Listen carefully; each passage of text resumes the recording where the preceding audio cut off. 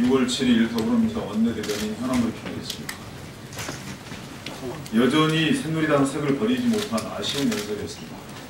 말은 화려했지만 여전히 새누리당의 색깔을 버리지 못했습니다. 새누리당은 탈당한 바른정당 의원들을 비난하기 바쁘고 바른정당은 친박들을 성토하기 급급한 것을 제외하고 내용은 별반 다르지 않았습니다. 50보 100보입니다. 안보에 여야가 없다는 말 동감합니다. 하지만 본인들만이 안보정당이라고 주장하는 감성적인 접근엔 할 말이 없습니다. 가장 강력한 안보는 군사, 외교를 포함해 국민의 마음을 한 곳으로 모아내는 것입니다. 더욱이 최근에 급변하는 정세 속에서는 실력, 태도와 균형 감각이 절대적으로 필요합니다. 의원 외교를 통해 정부와 집권여당이 내팽개친 한중 관계를 풀어보려는 시도를 사대주의, 포퓰리즘으로 매도하는 모습이 아쉬울 따름입니다. 국가 안보가 최우선 가치라는 다른 정당이야말로 먼 내려다 얼어 죽는다는 속담을 명심하시기 바랍니다. 오늘 재벌개혁, 검찰개혁 말씀 많이 하셨으니 이제 행동으로 보여주실 것을 기대합니다. 촛불이 타오른 이후 100일이 지났지만 개혁 입법은 단 한 건도 통과되지 않았습니다. 우리 당의 협상 제안에 당론조차 못 정하는 바른정당의 책임이 적지 않습니다. 경제민주화 법안 등 재벌개혁, 공수처 설치를 골자한 검찰개혁, 방송개혁 법안, 18세 투표권 보장, 국정교과서 금지법, 세월호 특별법 등의 전향적인 태도를 촉구합니다. 반면 거대 여당 시절에도 통과시키지 못했던 규제프리존 특별법 등은 여전히 고수하는 모습은 새누리당과 별반 다르지 않았습니다.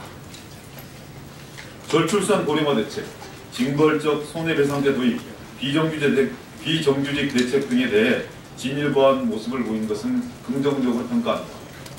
우리 당은 이 같은 과제들의 해결에 대해 최선을 다해 머리를 맞댈 것입니다. 말이 중요한 것이 아니라 실천이 중요합니다. 촛불이 명령한 적폐청산과 국가개혁을 실행하는 것이 국회의 책무입니다. 2월 국회를 개혁국회로 만들 수 있도록 바른정당의 전향적인 태도를 기대합니다. 본색을 드러내는 황교안 대행은 국민 무서운 줄 알아야 합니다. 황교안 권한대행이 청와대 압수수색 협조 거부 사를 못했습니다. 국민을 위한 과도정부 책임자가 아니라 박근혜 대통령의 눈치만 살피는 영혼 없는 공무원이라는 것이 만천하에 드러났습니다. 국정농단 사태에 대한 최소한의 책임의식도 없고 혼란을 조속히 종속시키겠다는 의지는 찾아볼 수 없습니다. 자신의 역할은 망각한 채 대선주자 노름에만 빠져있을 뿐입니다.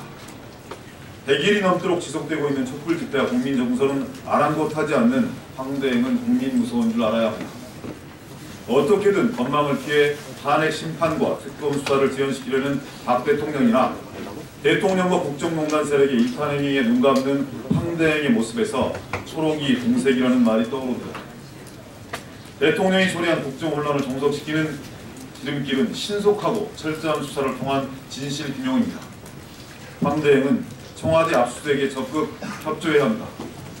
특검 역시 대통령과 호위 세력의 방해 공작에 흔들리지 말고 신속하고 철저한 수사로 국정농단 사태의 종지부를 찍어야 합니다. 더욱 정진하시기 바랍니다. 정경련에겐 쇄신이란 말도 사치입니다. 정경유착의 고리를 끊고 건전한 기업 문화를 정립해 국민의 신뢰를 회복하겠다. 1996년 정경련이 쇄신하겠다면서 내놓은 기업 윤리 헌장입니다. 20년이 지났지만 바뀐 것은 없었습니다.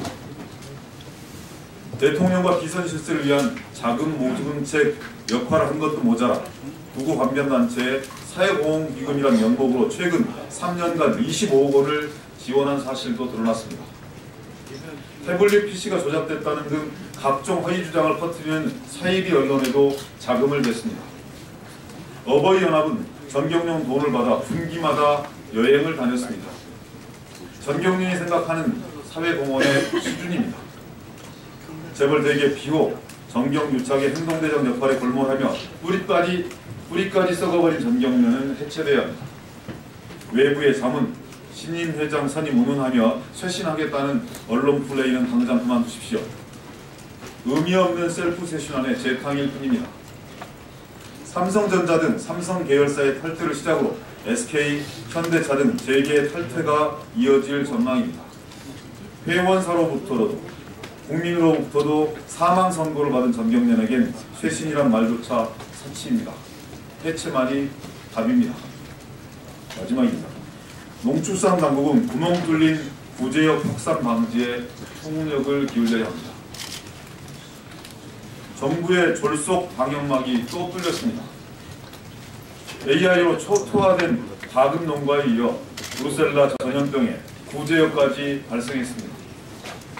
구제역 백신 의무화 조치 이후 7년이 지났고 항체 형성률이 98%에 달한다는 정부 발표가 무색할 지경입니다. 구제역이 발생한 보훈의 젖소농장 항체 형성률이 20%에 불과한 것을 보고 방역당국조차 놀랐다고 합니다. 농민들은 누구를 믿고 생업을 유지해야 하는 것입니까?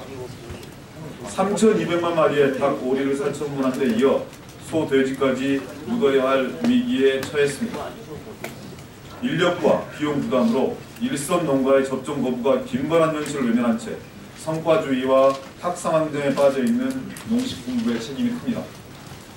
물백신 논란까지 던지고 있는 부실 방역망에 대해서도 철저하게 점검해야 합니다. 무엇보다 더 이상 재해가 확산되지 않도록 초동 조치에 총력을 다할 것을 다시 한번 강력하게 촉구합니다. 이상입니다.